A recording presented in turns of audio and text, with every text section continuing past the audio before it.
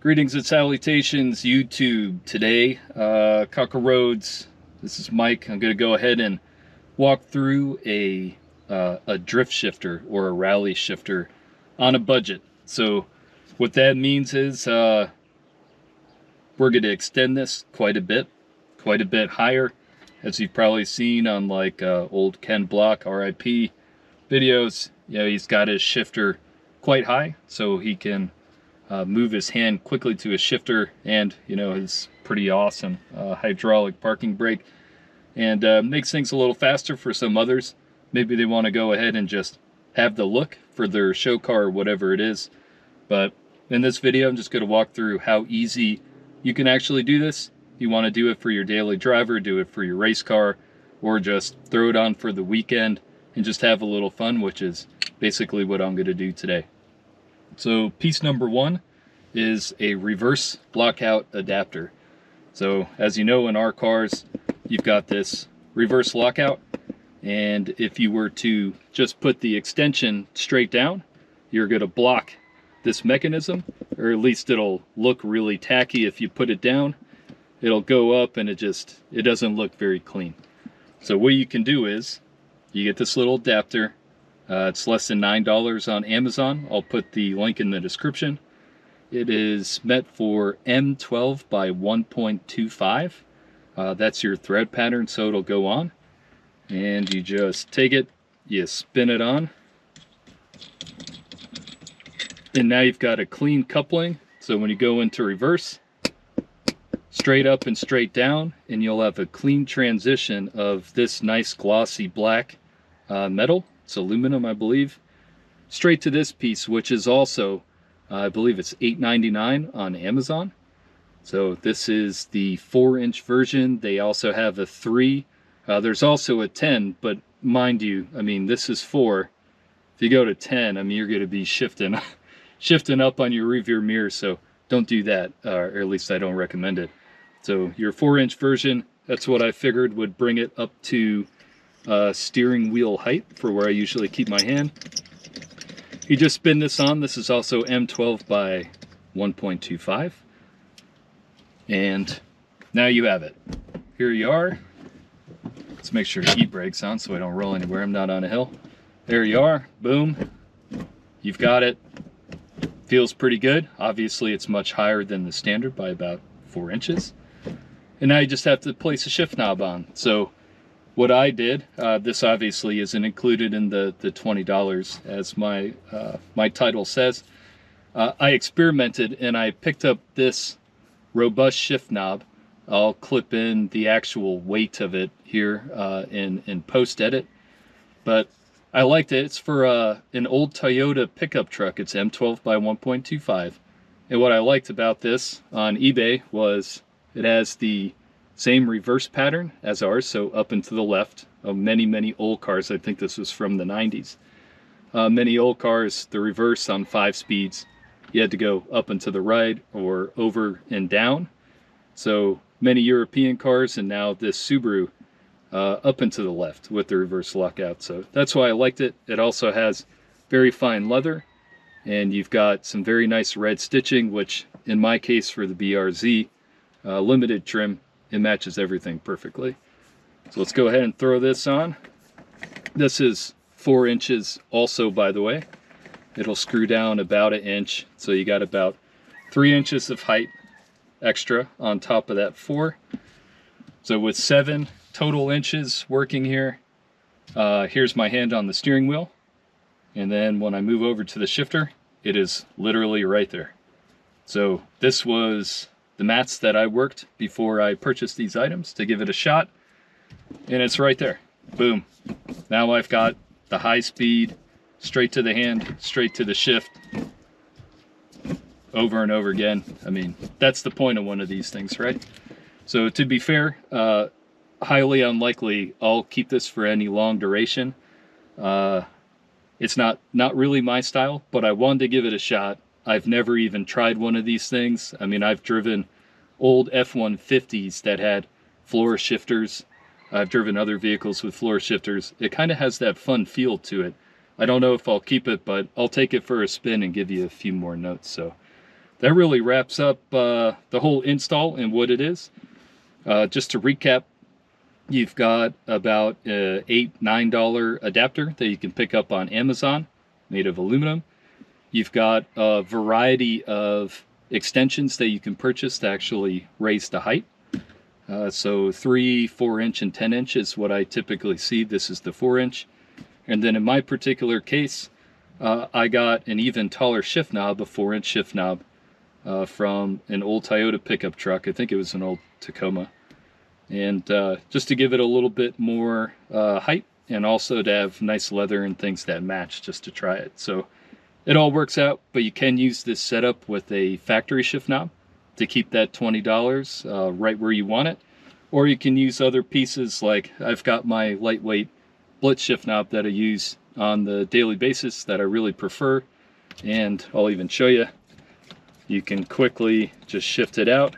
As long as it's M12 by 1.25, you're gonna have no problem. There we go. Maybe it's not so easy. There we are.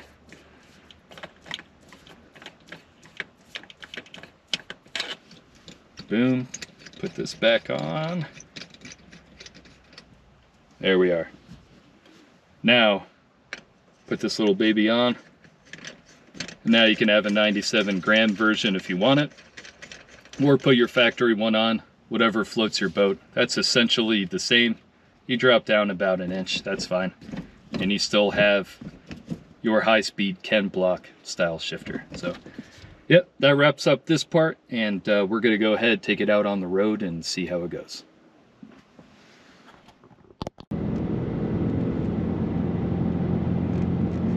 Yeah, this height is definitely unique to somebody who's driven a manual transmission for 25 years. Very different, but I'm super surprised in that this height is really comfortable. I've got kind of awkwardly long arms, and very relaxing. So I get the idea of why race car drivers, especially rallycross drivers, where they have their hands as so, they like having a taller shifter so their hand can immediately go back and forth. It's not so wristy like when it's lower, where you have to kind of move your entire arm to make it happen. This is, I mean, it feels kind of cool. I assume Subaru and other manufacturers, they're not gonna do something crazy like this, because if I try to go press the radio, got something pretty big in the way. Not to mention, I mean, especially this being new in the car, if I try to reach for the radio, maybe I hit the shifter from fourth into neutral, or into third, or something even worse, second into first at high RPMs. You get an unintentional money shift, which wouldn't be super premier. But so far, I mean, this is okay. Definitely feels race car. And, get on just a little bit more curvy of a road here and see if I get a different perspective. Yeah, it's not too bad.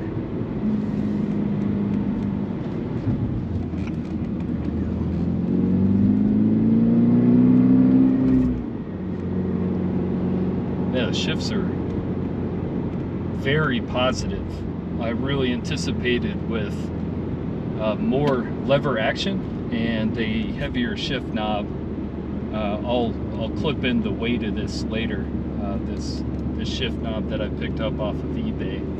It's for a Toyota Tacoma, of all things. But I figured with the added weight and then the added height, I mean, a little bit of lever action, it should be pretty gooey as far as your shift action, but I still get a very satisfying notchiness that this car is famous for.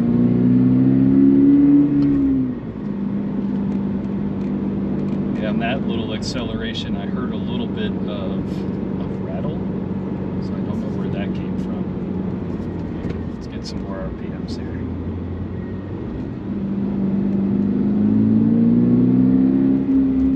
That's okay, it's all right.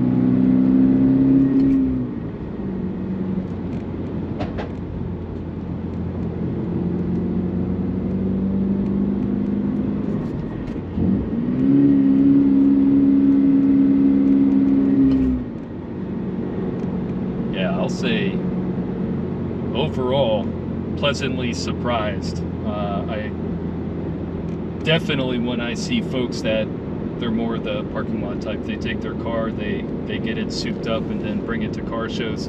I figured I'd see it in there. It's a little gimmicky, it's just for the look. It's obviously, it's impressive to look at. I mean, it's a giant stick shift. It'll draw some attention and get the conversations going at a car show. But I'm actually feeling some functionality here, just like, I mean, the folks, the drifters and the rally cars drivers who do this. I mean, there's a reason, and it's very quick off the steering wheel. It's nice. I would think the drawback in this particular car, since we don't have like a hydraulic emergency brake that would be right next to this, is you've got to go a long way if you want to engage your manual parking brake. If you're drifting into a slide or doing some stunt driving, now you've got a distance from your e-brake up to your shifter. But hey, if most of the time you're steering, you're good to go. I mean, this is nice. So overall, yeah, if you want to do something like this, if you want to do it for the looks, go for it, because it's not negatively affecting anything other than just trying to reach your stereo system, your touchscreen. If you want to do this for a performance aspect, I totally get it. For me personally, I might do this for like a little fun on a weekend. It takes all 2 minutes to switch out. But overall, I like my light shift knob that I've switched to now. It's about 100 grams. And I prefer this in the shorter throw. I mean, it's just what I'm used to, frankly.